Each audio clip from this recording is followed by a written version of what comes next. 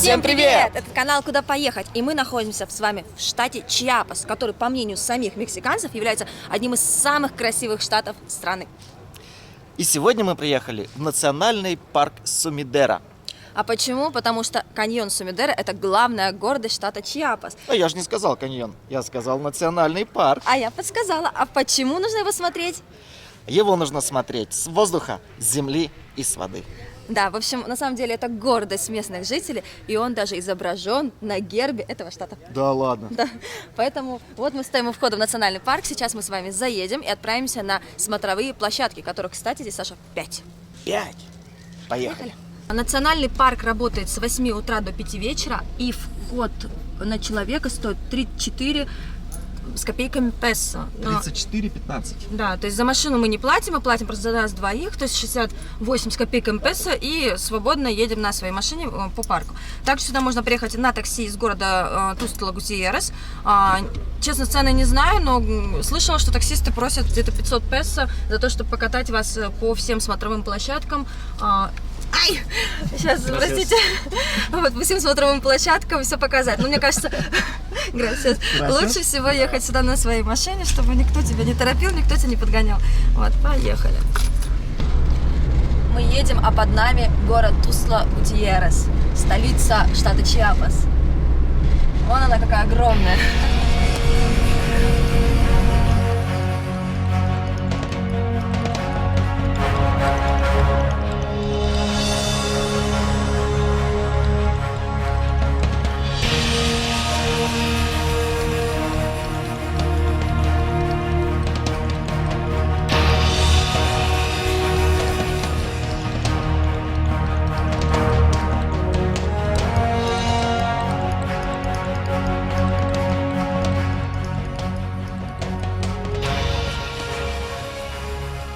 Первая смотровая площадка на нашем пути — это смотровая площадка Мирадор ля Сейба. Вот. Мы сейчас идем Сейба сюда. это лес? Сейба — это дерево, по-моему, так называется. А, да. Да. В общем, пропустить сложно, потому что идет одна дорога, и от нее небольшие ответвления, где смотровые площадки написаны вот таким буквами Мирадор. То есть не проедете, не запутаетесь, ничего такого. Все, идем исследовать, что это такое, и что же отсюда видно. Потому что, насколько я знаю, самые интересные площадки находятся чуть-чуть подальше. Но я тебе этого не говорила. Хорошо. Какие-то столики, здесь можно отдохнуть, я думаю, сделать себе маленький пикничок. Как красиво! Сашка, это супер!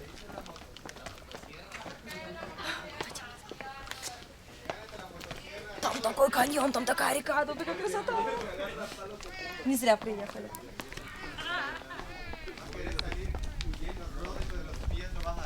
Ребят, это просто потрясающе. Там идет просто река, а вот тут вот начинается уже сам каньон. И так, там каньон там. Вот так вот поднимается, и река уходит. То есть каньон такой становится высокий-высокий, узенький-узенький, и между ними петляет река. Поэтому и говорят, что надо смотреть каньон и сверху, как мы сейчас, и с воды, потому что там можно проплыть на лодочке. Но об этом мы расскажем чуть попозже. Давайте любоваться. Честно, я не знаю, что будет там дальше, но вот первая смотровая площадка уже вызвала такое чувство какой-то радости, восторга, вот это вот восхищение от прекрасной природы, что вот что только природа не творит, какую красоту не создает. Это просто, ребят, потрясающе.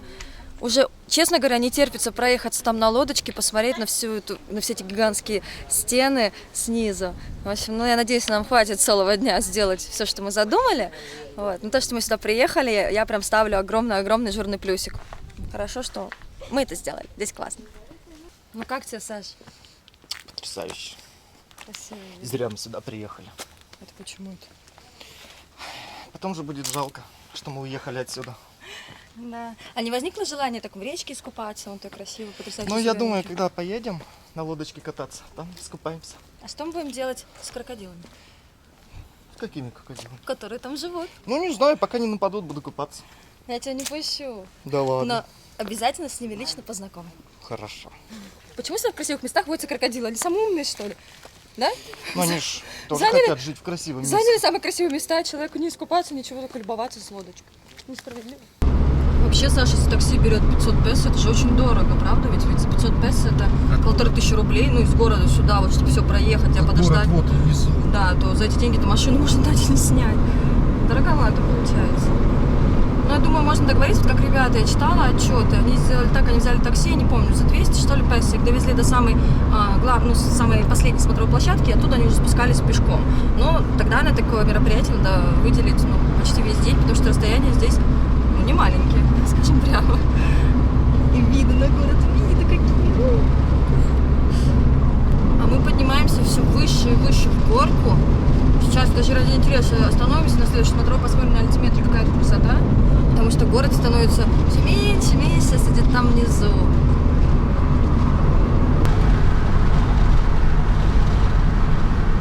Мы приехали на следующий мирадор, который называется Мирадор Ля Койота. Это второй мирадор по счету от въезда. И сейчас она показывает альтиметр, что мы находимся на высоте 1230 метров. Вот. Говорят, что стены каньона в самом высоком месте достигают 1 километра. Да, ну ладно. Я, конечно, не знаю, на какой высоте находится Тусла Гутьеррес, от уровня моря, но теоретически такое может быть.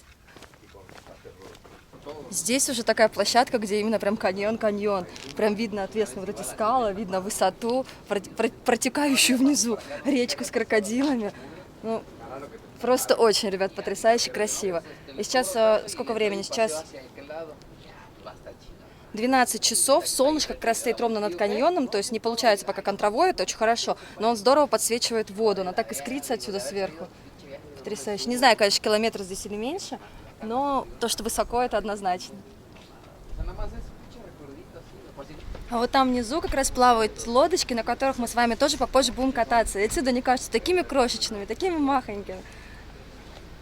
Очень прикольно. Все-таки я теперь понимаю, почему надо смотреть на каньон обязательно и сверху в том числе, потому что виды открываются просто потрясающие. Пока что мы пропустили третий мирадор, который называется Мирадор Лабрар. Мирадор, короче, Лаблар. Потому что к нему надо идти пешком, а мы на него заедем на обратном пути. Мы сейчас пока хорошая... Но не из-за этого мы пропустили, там солнце. Очень маленькая парковочка возле дороги, и она вся забита машинами. Плюс пока солнце хорошо падает, надо посмотреть на самые основные смотровые площадки, поэтому к ним мы еще обязательно вернемся. Вот о Тепе-Уахе говорят 1000 метров. Вот здесь высота каньона 1000 метров. Телечку. Хорошо. Куда таксист поехал? Вон там другой таксист есть.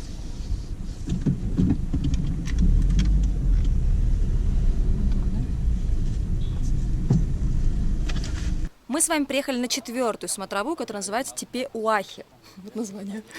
И именно здесь, в районе этой смотровой площадки, стены каньона достигают километра в высоту. Во всяком случае, так говорит интернет. Пойдем проверим. Пойдем. Замерять Будем измерять? Прыгать. Давай. Ну, эта площадка уже такая, более открытая. Здесь каньон прям во всей красе. Здесь начинается такой изгиб каньона, очень прикольный вот здесь вот. И прям полное ощущение, что где-то... Я не была еще на Гранд-каньоне, но что-то такое же масштабное, очень прикольно. Очень-очень красиво. Смотри, лодка ж туда доходит, значит, мы тоже туда поплывем. Я смотрю, эта площадка достаточно популярна, но понятно, что есть потрясающие виды. Во-первых, очень открытое пространство. Если на предыдущих двух что-то, там деревья или что-то перекрывало и был неполный обзор, то здесь прям вот видно со всех сторон, все отлично. И, видимо, поэтому здесь собираются больше всего людей. Я слышу, как все смеются, общаются, сюда постоянно прибывают машины. Кто-то даже устроил себе пикник на столиках. В общем, на этой площадке не только красиво, но и весело. Здесь собираются все. Пока мы с Сашкой здесь делали разведку на этой смотровой площадке, поговорили, пообщались с таксистом. Он как раз привез парочку, женщина говорила по-русски. И мы спросили, сколько же стоит сюда приехать на такси. Смотрите, из города Сан-Кристобаль, который находится в часе езды отсюда. Таксист вас завозит в какое-то сначала красивое место, потом сюда на смотровые, потом на станцию, откуда отходят лодочки, катание по каньону. Все это стоит 1200 песо. За машину. За машину, то есть может быть как один человек, так и 4. 1200 песо за машину. В принципе, еще раз повторюсь, за такие деньги можно уже на 2 дня арендовать машину и кататься самим. Но если вдруг вы не умеете водить, у вас нет прав или нет желания, такой вариант тоже есть. Мы взяли у него визиточку. На всякий случай напишу его контакт, но он говорит только на испанском языке. С другой стороны, думаю, если вы будете на месте всегда это можно найти, куча турфирм, куча... Я думаю, не обязательно эту визитку выкладывать и давать. Да? Эту рекламу этому дядьке. Таксистов здесь много, можно торговаться с ними. Еще много всяких, я думаю, туристических контор, которые вам обязательно предложат тур на Сумидеро, поэтому приедьте на месте, заложите один денечек, чтобы разобраться, узнать цены, забронировать все, что вам надо, и вы обязательно сюда попадете. Это все просто. А мы идем на самую главную, на 5-ю смотровую площадку. Сашка от меня уже убежал, он уже там. А мы приехали на последний, самый главный, 5-й Мирадор Лас-Чапас. В навигаторе он пишет Мирадор де Каньон дель Сумидера. Ну, не суть, вы все равно идете, здесь дорога заканчивается, очень большой парковкой, дальше ехать некуда. Очень большой парковка. Ну, по сравнению с теми, парковкой. В общем, не промахнетесь, ребята, однозначно. И говорят, именно здесь самый-самый красивый вид на весь каньон. Я хочу Побежали. Почему бегу я, ты нет? Вот что я подумала. Хорошо, что мы сначала поехали сюда на каньон, а потом уже соберемся на лодке. Потому что солнце сейчас как раз падает, вот в 12-1 час, падает на каньон. Если мы приехали во второй половине дня, возможно, бы оно светило нам в лицо и было контровое. В принципе, чтобы посмотреть, без разницы, откуда падает солнце. Ну да. Просто для съемок это важно. Вот, и мы как бы со временем угадали, что безумно меня радует. Ну все, хватит уже, Юля, болтать, давай смотреть каньон. Саша, ну скажи ей, чтобы она не разговаривала. Ну, люди не обманывают, виды действительно великолепные. А для того, чтобы лучше рассмотреть эту красоту, здесь есть вот такое вот небольшое здание. Во-первых, внутри находится сувенирный магазинчик.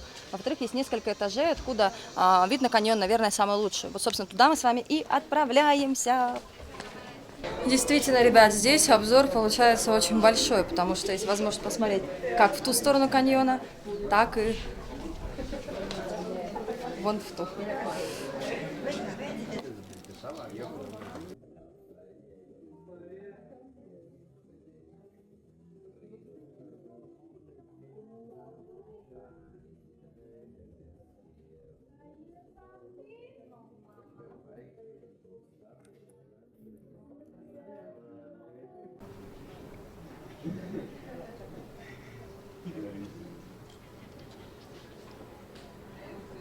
Ребяточки, мы посмотрели с вами каньон Сумидера, гордость штата Чиапас. И, кстати, его визитная карточка. Мы его посмотрели с воздуха, мы его посмотрели с высоты. Я думаю, на 3-ю смотровую площадку мы не поедем, потому что после таких видов нас уже, наверное, там ничем не удивишь. Мы лучше с вами отправимся в другое место. Куда? В этот же каньон кататься на лодочках. Да, но вы это увидите уже в следующем выпуске. Оставайтесь с нами. Мы вас очень любим. Дальше будет еще интереснее, я думаю. Поехали! Погнали!